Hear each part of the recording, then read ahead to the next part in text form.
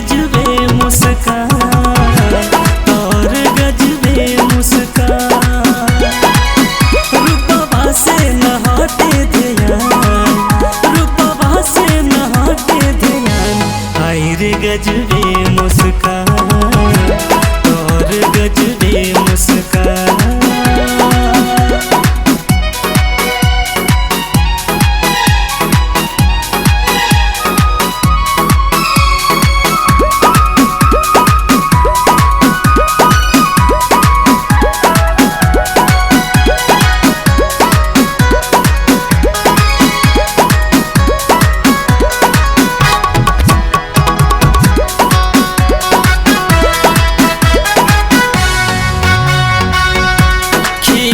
हो दहिया जैसे खिले गुलाब गे, दिन रात देखा ही तोरे बस ख्वाब गे, तोरे बस ख्वाब गे।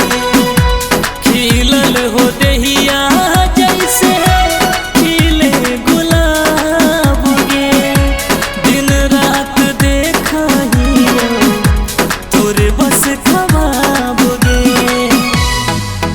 बस तोरे में हमर परान, बस तोरे में हमर परान। आई रे गजबे मुस्कान, तोर गजबे मुस्कान। रूपवा से न हटे ध्यान, रूपवा से न हटे ध्यान। आई रे गजबे मुस्कान, तोर गजबे मुस्कान।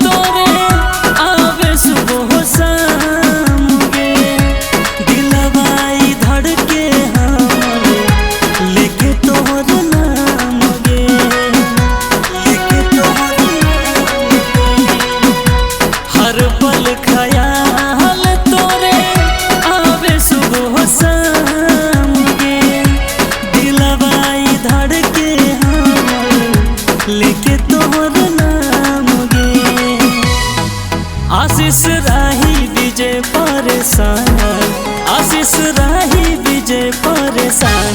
आई रे गजबे मुस्कान, तोर गजबे मुस्कान।